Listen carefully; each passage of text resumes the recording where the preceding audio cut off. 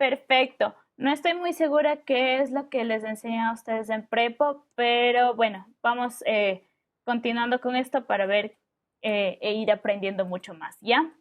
Entonces, como les dije, definiciones, ¿qué es anatomía? Anatomía es la ciencia que estudia la estructura o morfología de los organismos, ¿no? Siguiente, también anatomía viene del griego anatome, que significa cortar a través o disección. Entonces aquí podemos ver un vínculo entre lo que es la anatomía y por qué diseccionamos. ¿Pero qué es disección? Disección significa cortar o separar tejidos para su estudio. Es un procedimiento anatómico que permite estudiar la estructura del cuerpo humano. Y por eso es muy, muy importante. Ahora yo les mandé a leer un paper o un artículo científico a todos ustedes. Y me gustaría que me digan, pues, que me contesten ciertas preguntas que yo tengo sobre este artículo. La primera es, ¿cuál es el propósito de las técnicas de disección? ¿Alguien que me quiera decir o tenga alguna idea de cuál es el propósito de estas técnicas?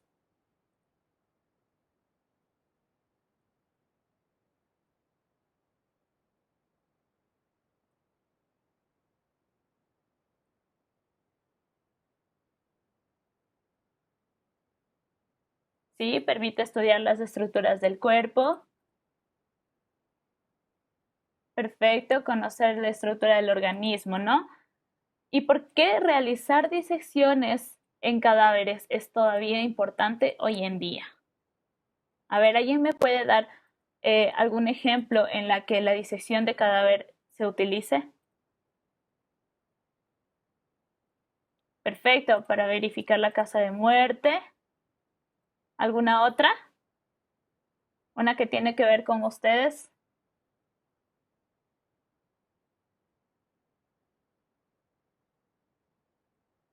Obviamente para el estudio de lo que es el cuerpo humano en sí, ¿no? Exacto, estudiar y aprender el cuerpo. ¿Por qué no se habrán desarrollado nuevas técnicas de disección? Esta es una pregunta eh, que requiere de razonamiento crítico. ¿Ustedes por qué creen que no se ha desarrollado una nueva técnica?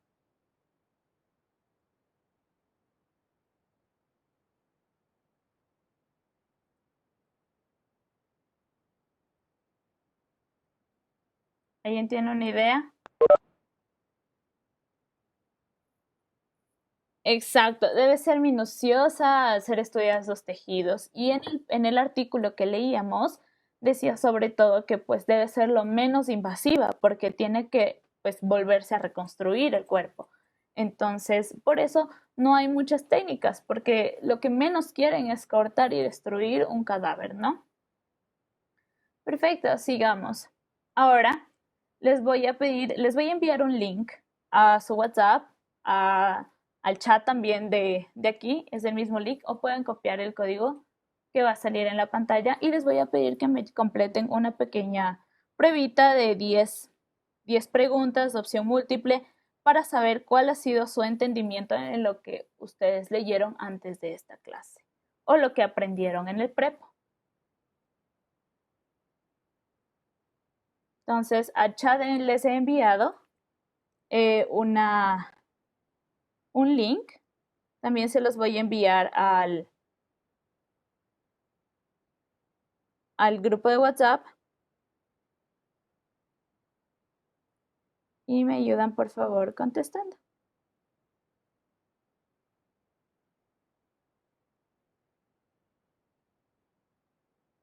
Allá. A ver, ya te activo. Es que me parece que está desactivado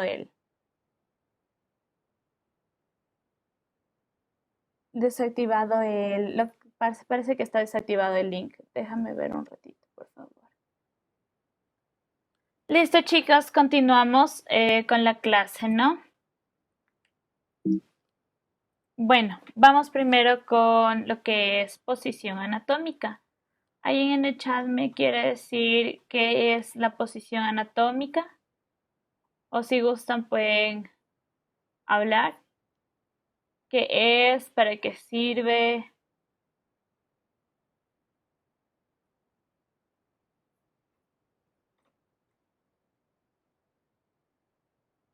A ver, muchachos.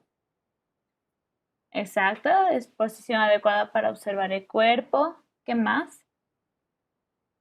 ¿Qué más sabemos de la posición anatómica? ¿Por qué es tan importante tener esta posición adecuada?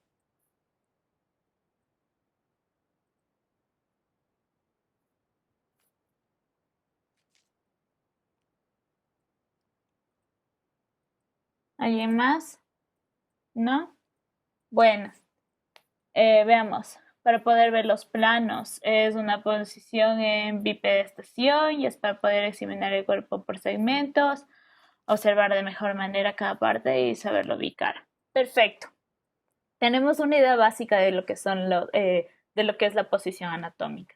¿Por qué es tan importante?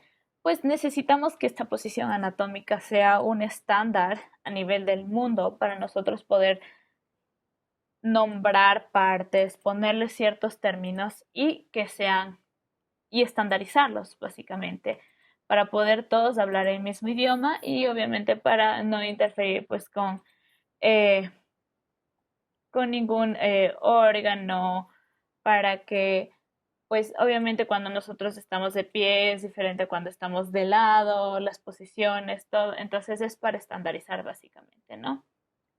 ¿De qué consiste la posición anatómica? Pues nuestro ejemplo aquí será el cuerpo humano de pie, con la mirada hacia el frente, los miembros superiores a lo largo del tronco. Tengamos muy en cuenta que podemos decir que van a estar extendidos, pero si decimos extendidos tenemos que tomar en cuenta hacia dónde, porque pueden estar extendidos lateralmente y en posición de T, y pues eso interferiría obviamente con lo que es la posición anatómica. Entonces los miembros superiores a lo largo del tronco, las palmas de las manos hacia adelante, miembros inferiores juntos y los pies hacia adelante también. De ahí tenemos pues los planos anatómicos, como decíamos, como nos decían antes los compañeros, pues nos colabora también para poder delimitar estos planos anatómicos, ¿no? Vamos a tener tres planos básicos, que va a ser el plano coronal, que va a dividir nuestro cuerpo en anterior y posterior, cruzado por el eje cráneo-caudal, ¿no? La línea media. También el plano sagital, que va a dividir el cuerpo en derecho e izquierdo. Y pues hay que tener muy en cuenta que no podemos decir que va a dividir en dos partes iguales porque no estamos considerando pues los órganos adentro. Tenemos órganos que no son pares, órganos como el hígado, el estómago, que si cortamos el cuerpo en este plano, pues no me va a dar dos partes iguales de un estómago, dos partes iguales de un hígado. Así que solo decimos que divide en la línea media, en derecha e izquierda. Y tenemos el plano transversal, que va a dividir el cuerpo en una porción superior y otra inferior. También vamos a tener un plano extra, que es el plano parasagital, que no necesariamente pasa por la línea media del cuerpo, sino pues está más desviado hacia un lado. Ahora vamos a ver lo que es la terminología. Aquí tengo mi espécimen de referencia y vamos a ver. Tengo el término anterior o ventral. Se llama ventral, obviamente porque tiene relación con el vientre de nuestro espécimen. Bueno, es una posición precedente, ¿no? Tenemos el plano posterior o dorsal, que es por detrás y con posterioridad del lugar, y pues tiene que ver mucho en relación con el dorso del espécimen. De ahí su nombre. Tenemos el término superior ubicado por arriba, inferior, que significa ubicado por abajo, craneal, que es más próximo al extremo superior del tronco o hacia el cráneo, de ahí su nombre.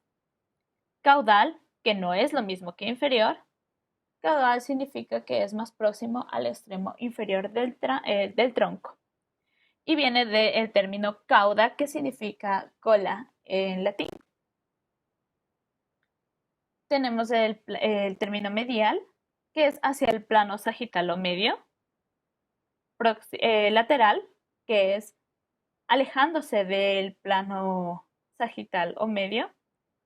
Tenemos proximal, que tampoco significa que está hacia el centro, hacia arriba, sino significa que está próximo al origen de un órgano. En este caso yo he escogido pues el miembro inferior para mostrar que la parte proximal sería donde se origina el miembro inferior.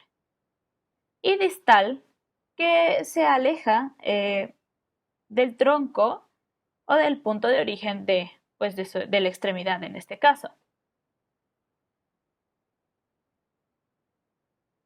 Qué raro. ¿Alguien más no puede escucharme, chicos? Tal vez. ¿Alguien que no me puede escuchar?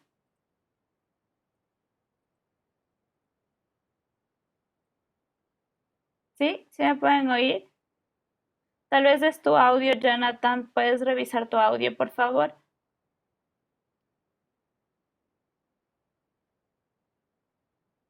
Perfecto, continuamos. Gracias, chicos, por ayudar a su compañero. Eh, Continuamos, ¿no? Distal, alejándonos del tronco o del punto origen de la extremidad. Tenemos superficial, que significa más cerca de la superficie, y profundo, todo lo contrario, más lejos de la superficie. También vamos a tener el término externo, que es más alejado del centro de un órgano. O interno, que significa más cercano al centro de un órgano. Vamos a tener el término axial, que está ubicado en el eje del axis, ¿no? También tenemos el término ipsolateral, ipso, que significa mismo, u homolateral, que significa del mismo lado del cuerpo, y contralateral, que son de los lados opuestos del cuerpo. También vamos a tener términos que son muy parecidos al área en donde nos encontramos. Por ejemplo, aquí vamos a tener el término axilar, que tiene relación con la axila, o braquial, con el músculo braquial. Vamos a tener popliteo, peroneo, ¿sí? Entonces, abdominal. Vamos a ver bastantes términos que tienen relación con lo que es pues el área en donde se encuentra o la estructura mayor que hay por ahí. Ahora vamos a ver el sistema esquelético. El sistema esquelético es un conjunto de huesos entre sí y pues se lo puede explorar clínicamente mediante radiografías o palpación, como puede ser nuestra caja torácica, que la podemos sentir claramente, lo que es la cadera. Cuando estamos en la vida fetal, el humano va a tener osteocartílago en vez de esqueleto, en vez de hueso. Y cuando va creciendo el feto y va creciendo a ser adulto el humano, pues va a ser reemplazado por hueso. Sin embargo, tenemos bastantes osteocartílagos que han quedado remanentes en el cuerpo. Por ejemplo, lo que es el tabique de la nariz, lo que es ciertas zonas articulares, e incluso lo que, bueno, ya les enseñaré próximamente lo que es parte de los huesos largos para ayudarlos a crecer.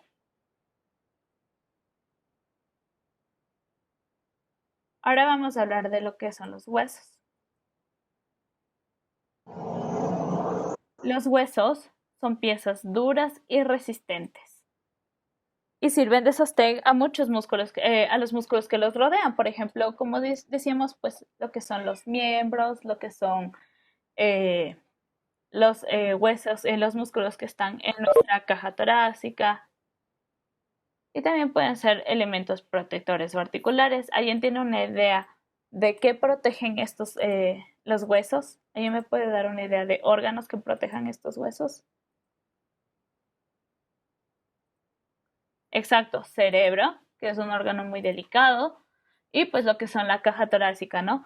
Pulmones, corazón, y que son también órganos muy, muy delicados. Médula ósea, perfecto, chicos. En el adulto encontramos alrededor de 206 huesos, sin contar, por supuesto, los huesos suturales del cráneo ni los sesamoideos. Según su forma se van a clasificar en largos, como podemos ver, cortos, como en el carpo, y planos, como en el esternón o algún hueso de la cavidad craneal. También vamos a tener huesos neumáticos, que son huesos que van a tener ciertas celdas de aire o espacios de aire. Y también sesamoideos, que son huesos irregulares y que, bueno, son huesos remanentes o vestigios que eventualmente van a absorberse o se van a osificar. Hay muchos huesitos así, pero creo que el más común y que prevalece es el hueso de la patela o la rótula, ¿no? Que va a formar parte de la articulación de la rodilla. Ahora vamos a ver que vamos a tener un esqueleto axial. ¿Alguien puede decirme qué comprende el esqueleto axial? Ahí tienen una pequeña ayudita. Pero díganme ustedes, ¿qué creen que comprende el esqueleto axial? Puedo decir yo. Claro, sí. Ya ver. Comprende los huesos del cráneo, la cara, o sea, el esqueleto craneal y visceral, las vértebras y las costillas. Perfecto. Perfecto. Entonces, bueno, como nuestra compañera lo dijo, el esqueleto axial comprende lo que es cráneo, cara, columna vertebral, costillas, esternón y también el sacro. Y también tenemos el esqueleto apendicular, que sería pues todo lo demás, ¿no? Lo que está como apéndices, digamos, o extras. Será la cintura escapular, húmero, cúbito y radio, huesos de la mano, cintura pélvica, fémur, tibia peroné y pie. Ahora vamos a ver los tipos de hueso. ¿Alguien me puede decir qué tipo de qué hueso es este? ¿Alguien puede identificar ese hueso y decirme su nombre? Perfecto, es tipo largo, ¿no? ¿Pero alguien sabe el nombre de ese huesito?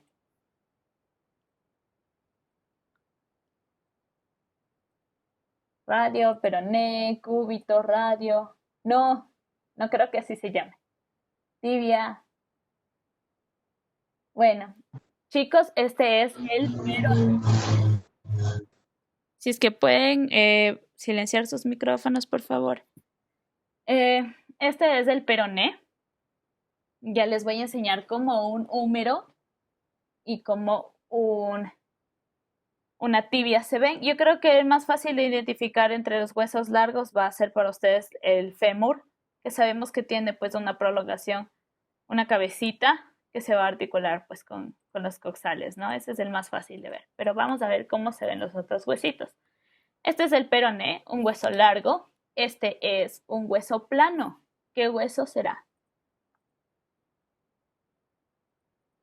Occipital. Perfecto. Estos huesitos son los huesos cortos de la mano, del carpo. ¿En dónde más puedo encontrar otros huesos así? Cortos. En el tarso. Perfecto. Este es un hueso largo. Esta es la tibia. ¿Sí? ¿Cómo sabemos qué es la tibia? Pues aquí está lo que va la parte superior, digamos así, su epífisis, que va a anidar los cóndilos del fémur, ¿no? Y no se olviden, la tibia tiene que ser súper gruesita para pues soportar el peso en nuestra pierna. Y no se olviden que una parte de la tibia va a formar lo que es nuestra canilla, ¿sí? Por eso cuando golpean la canilla duele muchísimo, es porque un extremo, un borde de la tibia va a ir subcutánea. justo en la canilla. Y cuando ustedes golpean, pues lo que duele es el periósteo de este hueso. Este hueso va a ser el parietal, también es un hueso plano. Este es el húmero, que es muy parecido al fémur, pero en la cabecita vamos a encontrar pues que no va a tener un cuello tan largo, ¿no? Y va a tener esta superficie articular para el hombro muy marcada. Y tenemos la escápula, que también es un hueso plano, ¿no? Aquí tengo huesos neumáticos llenos de aire. Sorprendentemente, algo que no mucha gente sabe es que el frontal también es un hueso neumático que tiene una cavidad de aire y el esfenoides también. El maxilar también va a tener una cavidad de aire. ¿Qué van a formar estas cavidades de aire? Los senos nasales. ¿Sí? Cuando estas cavidades de aire se llenan de mucosidad, es lo que se llama sinusitis. Aquí tenemos el etmoides por abajo, la vista, y podemos ver lo que son por arriba, y podemos ver las celdas etmoidales, ¿no? Que también son espacios que están llenos de aire. Perfecto. Y este huesito que es el temporal, que también tiene espacios llenos de aire en la porción mastoidea. Entonces, si cogiéramos el huesito temporal y lo cortáramos en la mitad, justo por la porción mastoidea, vamos a encontrar que en realidad está muy llena de celdas de aire. Ahora, sistema articular. Tenemos varios tipos de articulaciones, ¿no? Tenemos la sinartrosis, no se olviden sin, una manera de recordar, sin movimiento, ¿no? Anfiartrosis, semimóviles, diartrosis, móviles. Y también tenemos fibrosas, que tienen tejido fibroso interpuesto, cartilaginosas con cartílago interpuesto y sinoviales con líquido sinovial. Generalmente, pues la sinartrosis son parte de las fibrosas, son parte de la sinartrosis, ¿sí? Y así sucesivamente las sinoviales van a ser muy móviles y van a ser parte de las diartrosis, ¿no? También tenemos las cisarcosis, que no son articulaciones verdaderas, en realidad es músculo y espacios celulosos de deslizamiento. Ahora vamos a ver las sinartrosis que tienen, pues son articulaciones fibrosas o sin fibrosis, ¿sí? Tenemos varios tipos de suturas aquí. La sutura, se han de haber escuchado las suturas, ¿no? Sutura plana o armónica. ¿Dónde encontramos la sutura plana o armónica? En los huesos nasales, por ejemplo aquí. Se llama armónica porque es visualmente agradable, ya que es muy recta. Y pues, como pueden ver aquí hay otro tipo de suturas que son un poco más dentadas y que pues no coinciden, ¿no? También tenemos la sutura escamosa. ¿Alguien tiene una idea de en dónde podemos encontrar esta sutura?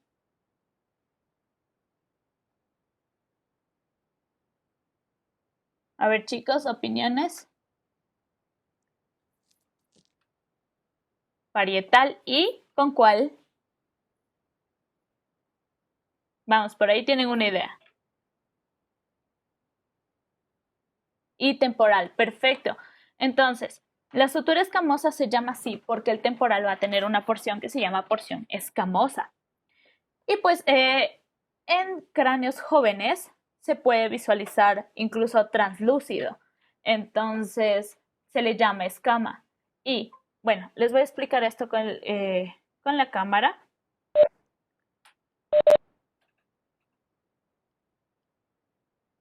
Por ejemplo, vamos a tener lo que es el huesito temporal, el huesito parietal y el huesito temporal, ¿no? Como el temporal tiene su parte escamosa, va a ser muy delgadito. Y el parietal termina en forma biselada, también se va siendo más delgado. Entonces, cuando estos dos se articulan, en vez de unirse así, se van a unir superpuestos. Pero como esas partes que están superpuestas son tan delgadas, pues ahí es donde se recubre y se hace súper grueso y protege el cráneo. Pero pues escamoso viene la porción escamosa del temporal. Perfecto, continuamos. Tenemos la sutura dentada, que como ustedes pueden ver, pues aquí tenemos la apariencia de dientes entre lo que es el parietal y el frontal, ¿no? Entonces, de ahí su nombre. Y también tenemos las esquisdelesis, que nos dice que es esta sutura. Es, bueno, tiene que ver con una superficie en forma de cresta, como la que tiene el vómer, y que se va a articular con una ranura, que en este caso va a ser el esfenoides. ¿Sí? Entonces, esta es una vista de al frente hacia atrás. Estas son mis órbitas. Y digamos que el cráneo ha sido cortado de forma coronal, pero no en su punto medio. Entonces, lo que estamos viendo aquí son nuestras maxilas. Aquí está el diente. Y pues aquí están los espacios de aire que yo les hablé justo de las maxilas. Este es mi etmoides y acá atrás va a estar mi esfenoides, que se va a articular justo con el hueso vómer. Ahora vamos a ver lo que son las sindesmosis o gonfosis. ¿Ya? Estas de aquí son parte también de lo que son las articulaciones sin artrosis. Vamos a tener una membrana interósea. ¿Dónde creen ustedes que podemos encontrar la membrana interósea?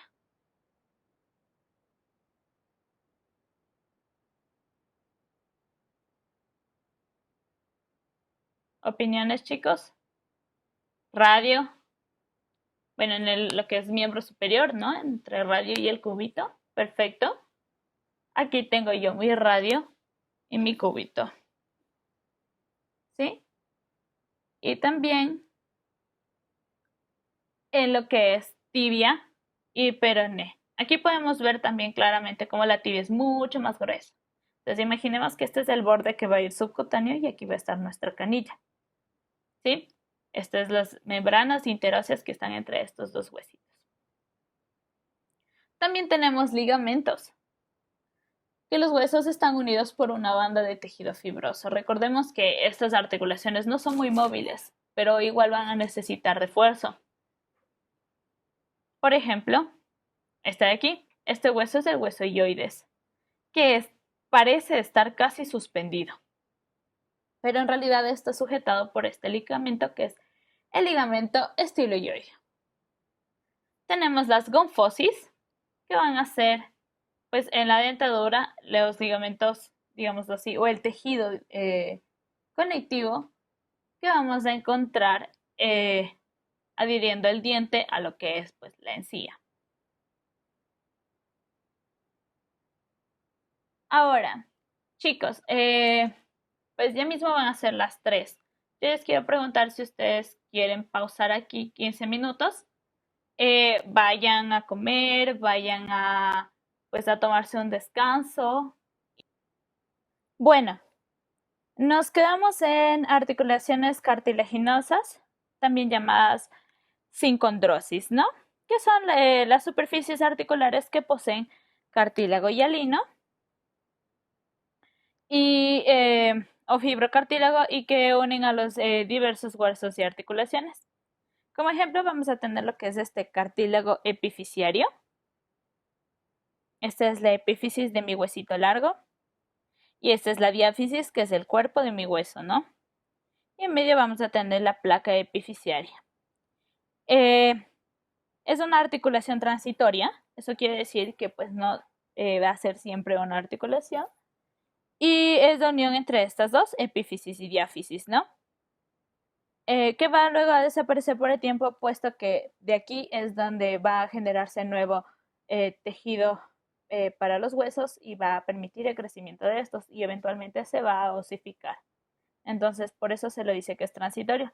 De igual manera ocurre en las costillas con el cartílago que está, pues, sobre todo en lo que es, por ejemplo, primera y segunda costilla que van unidas a lo que es el esternón, ¿no? vamos a tener este cartílago, la costilla, el esternón y pues va a permitir el crecimiento de la caja torácica, eventualmente se va a ir osificando. También vamos a tener las articulaciones óseas o también llamadas sinostosis. Estas son soldaduras entre huesos. Por ejemplo, vamos a tener aquí lo que es los huesitos del coxal, que en realidad pues son fusiones de vértebras que formaban en nuestros predecesores lo que era la cola, ¿no? Y que se fueron haciendo más pequeños, se fueron uniendo y obviamente fueron cambiando nuestra estructura al momento de evolucionar. También como otro ejemplo vamos a tener algo que todavía prevalece, dos huesos diferentes que son el esfenoides y el occipital, que van a estar unidos igualmente por este tipo de articulación. Esta articulación se va a llamar esfenobasilar por la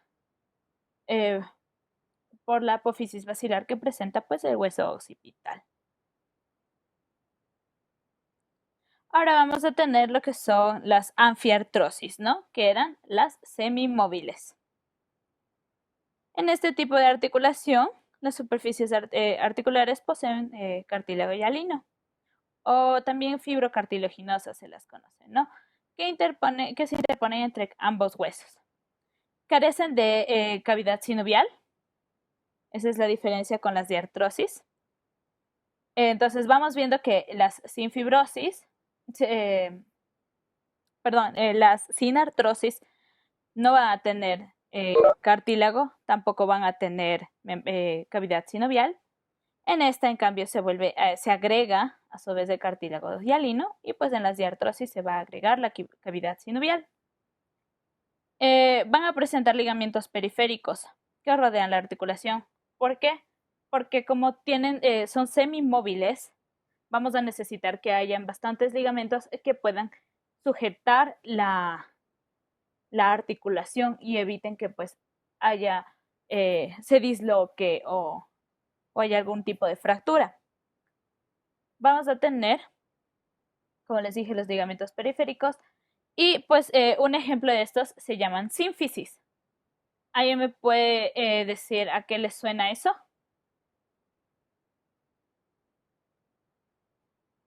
Exacto, sínfisis del pubis, ¿sí? Entonces vamos a tener aquí nuestra articulación sínfisis del pubis. Es una articulación semimóvil, obviamente necesita que va a tener cierto movimiento al momento de caminar, pero sobre todo en mujeres vamos a ver que al momento del parto esta articulación se va a fracturar, digámoslo así, se va a abrir. Entonces, pues este tipo de articulación está aquí para permitir esa apertura. Si fuera totalmente abierta, si fuera una diartrosis, pues obviamente imagínense, no habría estabilidad al momento de caminar. Pero si fuera una sin artrosis y tuviera tejido fibroso, no permitiría nada de movimiento y fuera muy difícil separarla al momento del parto. Por ejemplo, los huesos de cráneo no son fáciles de separar. Entonces, vamos a ver el por qué existe este tipo de articulación aquí. También vamos a tener en otro lado. ¿Alguien tiene una idea en dónde también vamos a encontrar este tipo de articulación?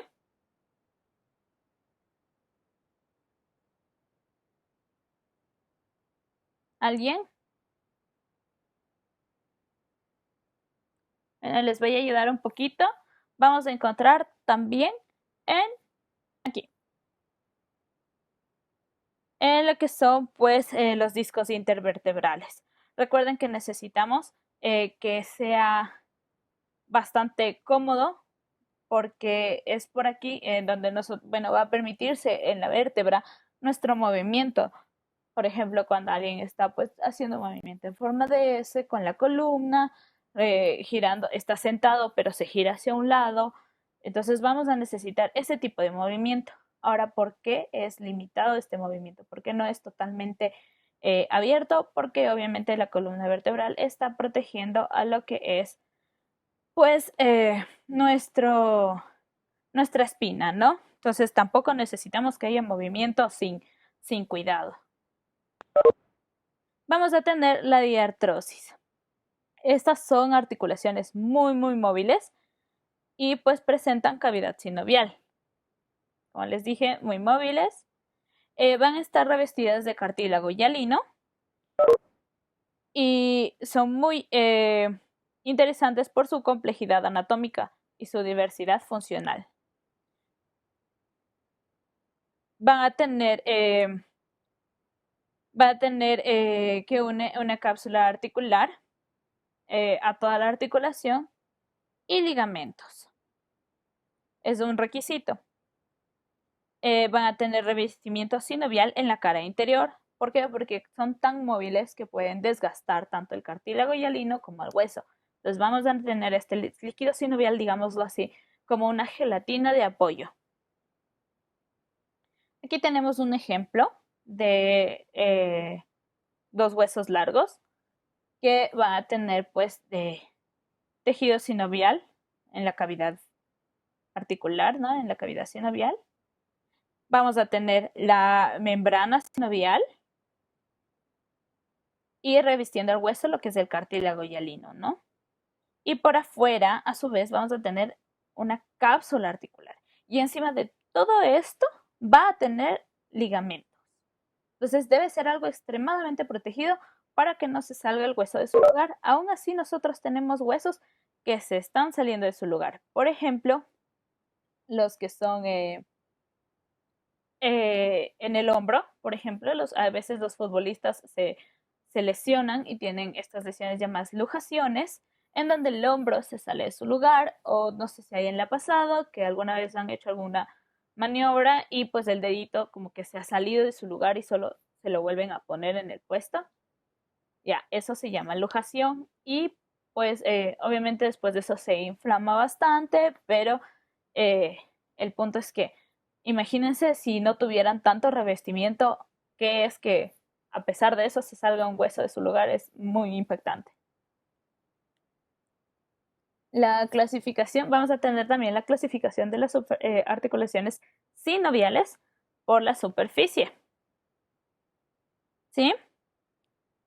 Porque, bueno, su superficie va a basarse esta clasificación en base a lo que es pues los grados de libertad y la forma de la articulación. Entonces, este va a ser nuestro huesito fémur, ¿no? Lo podemos identificar por este cuellito y esta superficie articular que va a presentar, que va a encajar con lo que es el acetábulo de lo que es el hueso coxal. Este tipo de articulación se llama esferoidea. Como pueden ver, tiene forma de una esfera o enartrosis, ¿sí?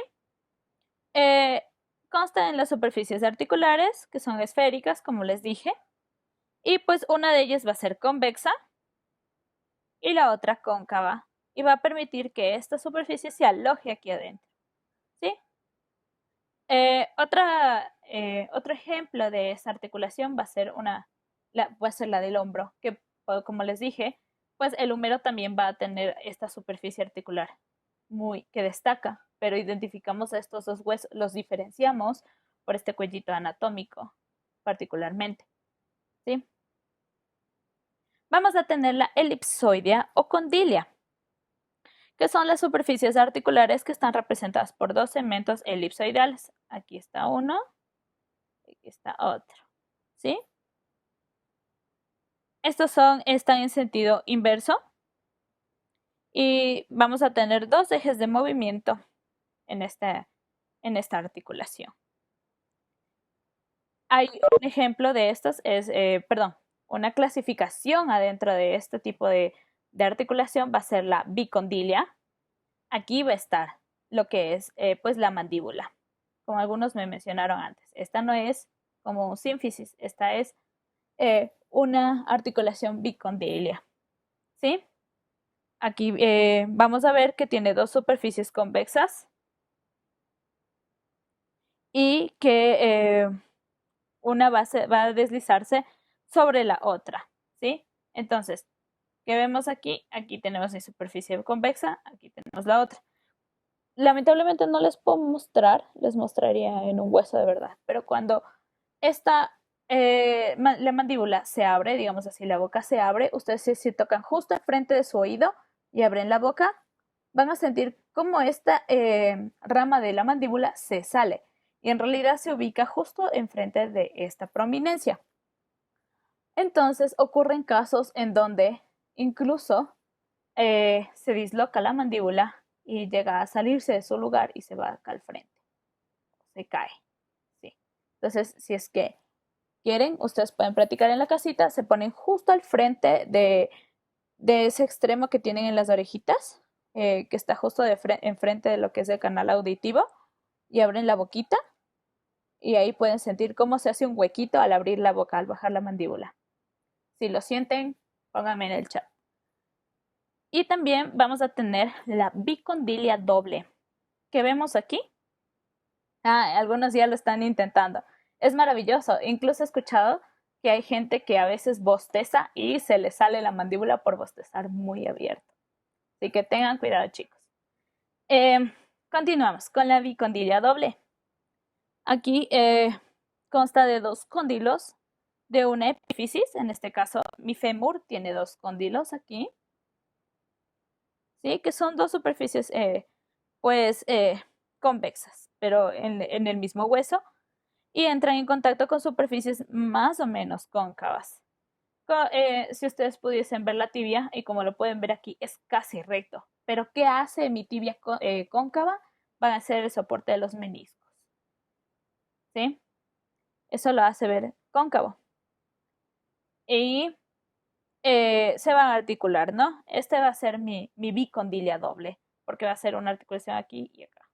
Este igualmente tiene su cápsula, su líquido sinovial y tiene muchos ligamentos de refuerzo e incluso la patela está cubierta por todo un tendón. Vamos a tener la articulación celar, sellar o por encaje recíproco. Como su nombre lo indica, tiene forma de una silla de montar. Si alguien ha visto como que las sillas de montar de los caballitos, creo que todos los hemos hecho. Entonces aquí podemos ver como una silla de montar. Cada una de las superficies articulares es cóncava y tiene un sentido en un sentido y es convexa con otro. ¿Ya? Entonces aquí podemos ver convexo, cóncavo, convexo. Digámoslo así. Y permite movimientos que se desarrollan en 2 ejes, en 2 ejes longitudinales, ¿no? Por ejemplo, los que están en la articulación trapecio metacarpiana. Entonces, este es mi trapecio, este es mi metacarpo, y ahí puedo ver pues mis deditos cuando los muevo, ¿no? Voy a tener mi articulación tricoide, que va a ser en donde las superficies articulares son segmentos de un cilindro. Por ejemplo, en el radio, ¿sí? Aquí podemos ver que parece un cilindro. En la parte superior también del radio vamos a ver que tiene una forma pues un poco cilíndrica, ¿no? Y es uno convexo en un hueso y en el otro va a tener una parte cóncava formando un pivote, ¿sí? Y mueve en un solo eje. Eso quiere decir, es esta forma, esta de articulación, la que permite que nosotros podamos pronar las manos, o sea, el brazo entero, ¿sí? Va a permitir la pronación porque pues permite que el hueso gire como una tuerquita o como una ruedita encima del otro. Vamos a tener la de gínglimo o troclear, que pues es una superficie que tiene forma de una polea, en cuya garganta, la parte de aquí, se aloja la saliente de la superficie articular opuesta. Y pues se la puede describir como una bisagra con las de las puertas, miren, ¿sí ven? Entonces van como que a unirse, a encajar y a adentrarse. Entonces, no sé, bueno, este es nuestro húmero y eventualmente cuando ya veamos miembro superior les voy a enseñar. La parte posterior del húmero va a tener una fosa que se llama fosa olecraneana. Y este de aquí es nuestro cúbito, que tiene una boquita, digámoslo así, o una herradura, que se llama olecrano. Y aquí van a encajar, ese es nuestro codo. Digamos que justo esta parte de aquí es nuestro codo Y cuando ustedes tóquense el codo con su brazo doblado y estiren el brazo y sientan cómo el hueso, al parecer, se va introduciendo dentro de este, ¿sí? Y es en realidad porque esa cabecita está entrando en esta fosa olecraneana, ¿sí? Entonces pueden intuir que de hecho es bastante profunda y es así. Entonces va a entrar el huesito y pues obviamente cuando por aquí pasa nuestro nervio y es ese famoso nervio que nos golpeamos y duele peor que qué. Ajá. Y este es nuestro codito. Entonces por eso cuando se golpean justo en el codito no duele porque en realidad se están golpeando aquí en el huesito. Y vamos a tener la plana o artrodia. Esta articulación presenta superficies articulares más o menos planas que se deslizan, ¿sí? Y no hablo de estas. Hablo de estas de aquí, las caras articulares de las vértebras, ¿sí? En las apófisis de las vértebras, ¿no? Y posee un movimiento multiaxial que tiene un escaso desplazamiento. Obviamente, pues se va a poner una encima de otra, no va a permitir mucho movimiento, pero aún así necesita pues ser flexible para que nosotros podamos mover nuestra columna. Ahora vamos a ir con el sistema muscular. Vamos a tener varios tipos de músculo.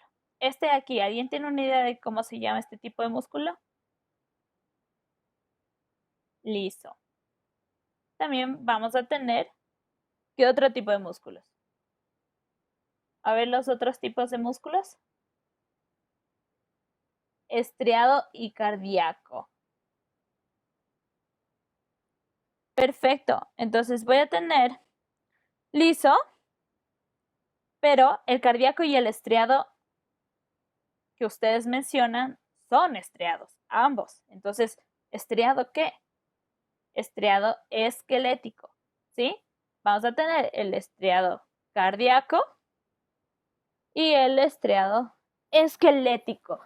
¿Quién me quiere decir la diferencia entre estos dos? Entre los tres, mejor dicho.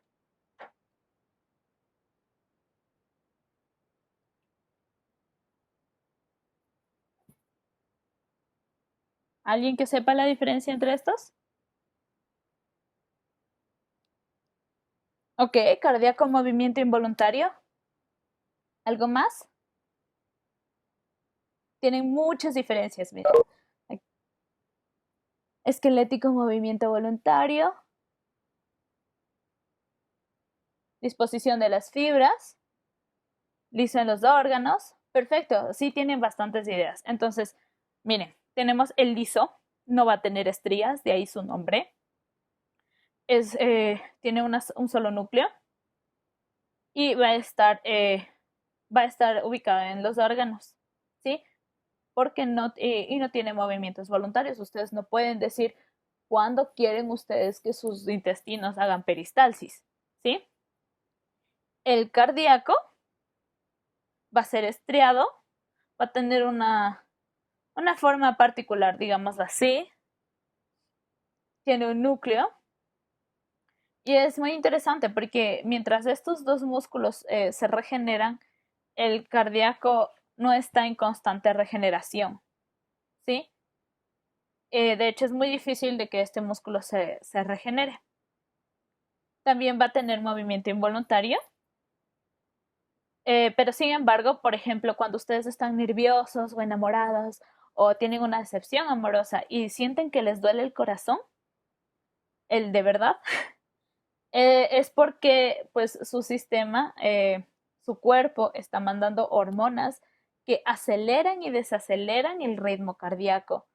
Entonces, ese estado de tristeza o de nerviosismo en donde ustedes botan demasiada adrenalina está haciendo irregular sus latidos cardíacos y ese es ese dolor de pechito que ustedes sienten. Es muy interesante. Y pues el estriado esquelético va a ser multinucleado y también va a tener estrías, ¿no? Vamos con la configuración externa de los músculos. Vamos a tener según su forma vamos a tener 4 tipos de músculos largos, como el bíceps braquial, predomina obviamente el largo, ¿sí? ¿Alguien tenía una preguntita por ahí o solo se les prendió por accidente el micrófono? ¿No? Bueno, tenemos músculos largos, como el bíceps braquial. Tenemos anchos. Me pareció que el más fácil de enseñarles es el dorsal ancho. Entonces podemos ver que en los músculos largos, por ejemplo, vamos a tener lo que se halla sobre los miembros, ¿no? Porque obviamente vamos a tener nuestros huesos largos por ahí y necesitan un largo revestimiento. Y alguno de ellos puede pasar por 2 articulaciones. Por ejemplo, este de aquí va a estar en la articulación del hombro y este en la articulación del codo. Va a abarcar todo esto en la parte del brazo o del antebrazo.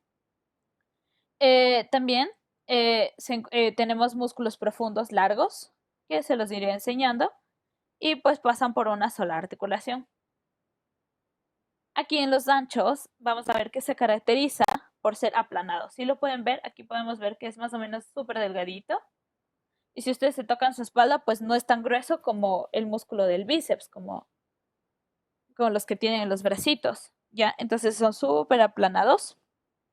Y los más superficiales son y se colocan en las paredes de grandes cavidades. ¿Por qué? Porque, por ejemplo, en lo que es nuestro abdomen, en la parte del frente no vamos a tener revestimiento del esqueleto. Va a ser totalmente órganos y músculo. Entonces necesitamos muchos músculos, pero tampoco podemos dejar que sean tan anchos. Entonces es como poner un montón de papeles y papeles planos, planos, planos que refuercen, recubran, pero que tampoco sea imposible que los órganos se puedan mover o estén todos apretujados, ¿sí?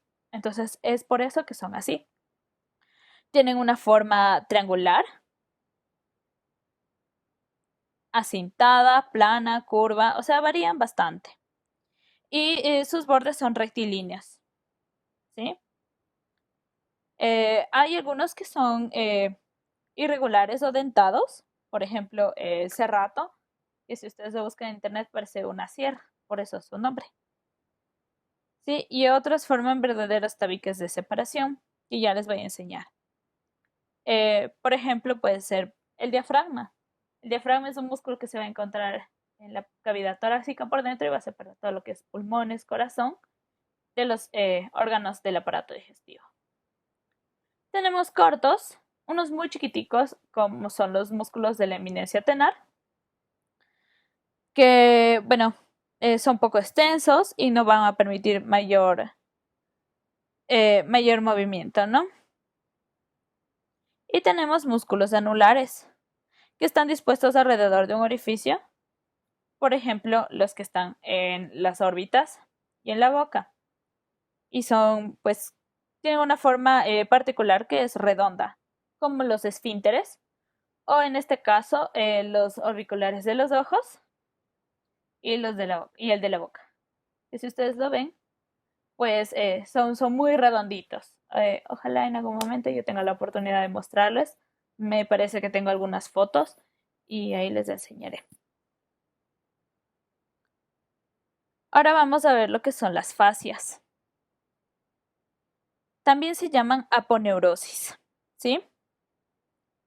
Y pues estas fascias son membranas fibrosas y van a tener la forma de unos cilindros que van a recubrir o empaquetar lo que son las fibras musculares, ¿sí? Como les digo, envuelven al músculo y pues sobre todo lo contienen durante la contracción. No son tendones o aponeurosis de inserción. Estas son muy, muy delgadas y tal vez ustedes han visto, y perdón la referencia, en el pollo, por ejemplo, cuando alguien come una presita de pollo, sobre todo la piernita, ustedes pueden ver que el tendón es algo muy gruesito, translúcido y es diferente al músculo que es lo que ustedes comen. Mientras que la fascia es una telita súper delgadita como la de la telita blanca de un huevo o más delgadita, ¿sí? Y va a empaquetar el músculo, evitando pues que este se rasgue. De hecho, cuando uno dice, cuando alguien usa la expresión de se rasgó el músculo, es que esta fascia se ha rasgado, ¿sí? Eh, Junto con otras fascias van a ser tabiques gruesos que van a formar, que van a separar los músculos vecinos. Es por eso que al momento de la disección nosotros podemos observar o sea, es por eso que nosotros podemos separar los músculos, ¿sí? Entonces es muy fácil coger ciertas fibras que están yendo hacia una dirección, otras que van a otra, uno mete ahí pues los aparatos de disección y los separa y puede identificar el músculo. Es gracias a estas fascias, a estos tabiques formados por las fascias que van a dividir pues los diferentes músculos. Ahora vamos a tener pues lo que es la disposición de las fibras musculares con respecto a los tendones. Entonces, solo quiero aclarar aquí que, bueno, vamos a tener varios tipos de, digamos así, inserciones de los músculos. Vamos a tener inserciones de origen e inserciones de, o inserciones terminales o finales, ¿sí? ¿Qué quiero decir con esto? A ver, ¿cómo les explico? Les voy a explicar con la cámara. Ya, verán chicos, cuando yo tengo un músculo que se origina en un lado, las fibras van a ir a esa dirección desde el origen hasta su punto terminal. ¿Qué quiere decir eso? Por ejemplo, vamos a usar pues los músculos de mi brazo. Se van a originar el braquial en esta zona de aquí. Por eso, y se va a insertar acá. Entonces, cuando yo necesito saber el movimiento de mi músculo, siempre las fibras van a ir hacia su lado de origen. Y por eso es que nosotros queremos definir o diferenciar lo que es origen e inserción. Así nos vamos a referir ahora en cuestión a los músculos. Va a tener origen e inserción. Entonces, cuando yo quiera mover o saber a dónde va a ir mi músculo, va a ser hacia el origen. ¿Sí? ¿Qué quiere decir? Que cuando yo contraigo mi músculo braquial, voy a doblar mi brazo así. ¿Sí? Voy a traerlo hacia el origen. De igual manera, los músculos que están aquí. ¿Sí? Entonces, los músculos que se van a encontrar aquí en mi brazo también nuevamente van a enviar sus tendones hacia los deditos, ¿no? Y cuando yo quiera contraerlos, voy a contraer mis dedos, ¿sí? Entonces, eso es lo que quiero recalcar con esto de origen e inserción. Entonces, ¿qué vamos a tener? Vamos a tener la inserción proximal, es a lo que vamos a llamar origen. Y la inserción distal, vamos a llamarla netamente inserción. Vamos a tener diferentes tipos de inserciones que van a ser las carnosas, por ejemplo, en donde las fibras musculares llegan a la superficie ósea de inserción y se pierden en el periósteo y no son tan frecuentes. Generalmente ocurre en lo que es la cara, en donde no vamos a ver muchos tendones, va a ser netamente muscular. Las tendinosas, que se originan por medio de fibras blanquecinas de un tendón de origen, por ejemplo, este. ¿Sí? Y tiene una forma variable como cilíndrica o aplanado. Un ejemplo de un tendón aplanado va a ser el tendón de Aquiles, que nuestro músculo de la pantorrilla, que luego aprenderemos el nombre, va a extenderse en un tendón, va a unirse con tendones de otros músculos y se va a insertar en el hueso del pie, el calcáneo, y va a formar el tendón de Aquiles. ¿Sí? Las tendinomusculares, que son una combinación de ambos. Y vamos a tener pues las arcadas fibrosas, que son bastante frecuentes entre dos puntos de inserción y que tienen una arcada de cuya convexidad parten fibras carnosas. De aquí vamos a tener tenemos un ejemplo. Estos dos dibujos los saqué de su libro de la Target para que sea fácil para ustedes identificarlo. ¿Qué parte quieres que te repita?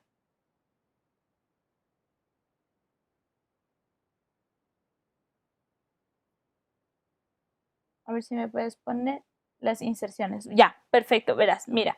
Vamos a tener inserciones carnosas, en donde las fibras musculares llegan a la superficie ósea, o sea, llegan al hueso y se van a confundir con el periósteo. Vamos a saber que el periósteo, sí, Sony, las fibras siempre van al origen. ¿Cómo vamos a ver?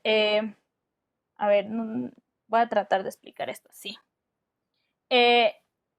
Nuestros huesos están cubiertos, digamos que mi brazo es un huesito, ¿ya? De mi cara.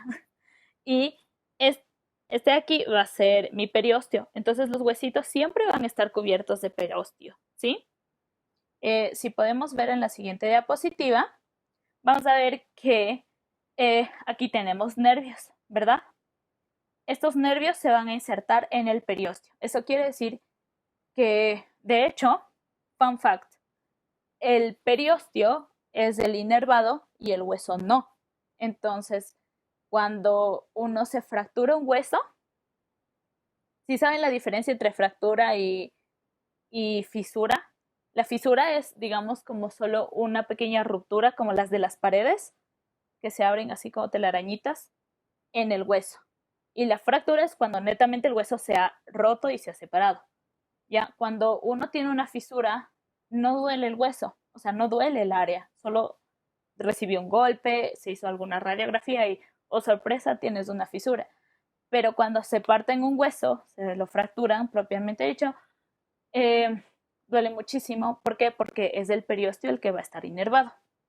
Bueno, volvamos al tema. Entonces, voy a tener el periósteo recubriendo mi hueso, que es una capa muy, muy, muy delgadita. Y el músculo va a venir y se va a pegar, digamos, va a adherirse totalmente al periósteo. Ese va a ser el tipo de inserciones carnosas. ¿Sí? Espero esto te esté quedando más claro. Más claro. Entonces, tenemos las inserciones carnosas, tenemos inserciones tendinosas, en donde el músculo se va a originar ya en un tendón. ¿Sí? Estoy pensando en un músculo y te puedo decir, justo el de la pantorrilla, el gastrocnemio, es un músculo que, igual, volvamos a la cámara. El gastrocnemio es un músculo que tiene dos vientres, ¿sí? Dos vientres. Y va a tener tendones que se van a sujetar en lo que es la articulación de la rodilla. Se va a sujetar, va a bajar, va a formar sus vientres, se va a unir y va a mandar otro tendón. Entonces, este sería un ejemplo de articulación de inserciones tendosas tendinosas en donde el músculo va a nacer de un tendón y va a terminar nuevamente en un tendón, como vemos en la figura de aquí del medio. Entonces, si le pones gastrocnemio, por ejemplo, en un buscador, en Google, te va a salir más o menos cómo se ve el músculo. Y tenemos las tendinomusculares, que son una combinación de los dos. Ya, por ejemplo, tenemos, estoy pensando, un tendino muscular. Puede ser uno que tenga un tendón muy corto, como los huesos que están en el brazo, por ejemplo. Ya, muchos se forman de una parte, se forman con un tendón, el otro bracito se va va a ser carnoso y luego va a terminar en un tendón. Y las arcadas fibrosas, que son muy, muy fuertes y son bastante frecuentes. Bueno, aquí no tengo un ejemplo, pero músculos ejemplos que tienen ese tipo de inserciones van a ser el sóleo y el cuadrado lumbar. ¿Sí? Va a ser dos puntos de inserción en donde se tiende una arcada de donde parten las fibras. Pero son muy interesantes porque esos musculitos son como redonditos. Y como les he enseñado aquí tengo una imagen en donde les explico más o menos, esto es un tabique muscular. Entonces, este es mi húmero, este es mi brazo, digámoslo así. Y vamos a tener lo que es los diferentes espacios para que vayan los músculos, ¿sí? Entonces, Aquí voy a tener mi tríceps, que es el músculo que va en la parte de atrás del brazo. Aquí voy a tener mi bíceps, ¿sí? Y por aquí voy a tener el espacio para mi coracobraquial, que también está por ahí, ¿sí? Eh, como digo, en las siguientes clases vamos a ir viendo lo que es miembro superior, entonces no, si no saben los nombres o alguna cosa, no desesperen, tranquilos. También vamos a ver que estos tabiques van a dar paso a que bajen arterias y nervios, ¿no? Que van a ir tanto subcutáneos, como pueden ver, y para los músculos y obviamente para las partes que están más distales del cuerpo, como lo que es mano y ese tipo de cosas. Aquí están, como les dije, los nervios que van a ir hacia los huesitos y algo que también deben saber es que, por ejemplo, en el brazo y en la pierna, lo que es miembro superior e inferior, totalmente se va a dividir en compartimentos. Como pueden ver, aquí veo como que estuviera cortado en la mitad, ¿sí? Como mi plano coronal del brazo. Entonces, este tabique parece que dividiera en anterior y posterior. Entonces, esto se va a llamar compartimento posterior, compartimento anterior. Pero aquí tengo otro tabique que divide en uno más anterior y uno más posterior anterior, digámoslo así, o antero-posterior. Entonces, vamos a tener uno superficial, uno profundo en el compartimiento anterior y uno solo posterior. Y así vamos a ir entendiendo poco a poco cómo se dividen pues, los diferentes segmentos de músculos en los miembros. Y con eso yo termino mi clase. Si es que tienen alguna pregunta, chicos, ahora les voy a dar un par de minutos para que me manden por el chat o para ver si es que quieren hablar. De todas formas, también dispongo de una... También dispongo de un correo electrónico que les voy a dejar en donde yo voy a contestar sus preguntas si gustan o pueden hacerlo también por WhatsApp, chicos, si tienen algunas preguntas por ahora. Esto en base a lo que son generalidades de anatomía. Si no, eso es todo por hoy, chicos, y muchas gracias. Libros para músculos. Miren, chicos, yo no tengo mucha experiencia con la Target. Tengo más experiencia con Rubier, pero la verdad yo no estudié en la Universidad Central. Yo me quedé en otro lado. Entonces, yo usé varios libros. A mí me gusta mucho, mucho, mucho la anatomía clínica de Gray, pero es un libro como que de 1 millón de páginas. Es súper grande, gordo y costoso. Así que yo creo que siempre tengan en cuenta que la anatomía, a ver, voy a ser un poco más personal en esto. Permítanme volver a mi video. Ya,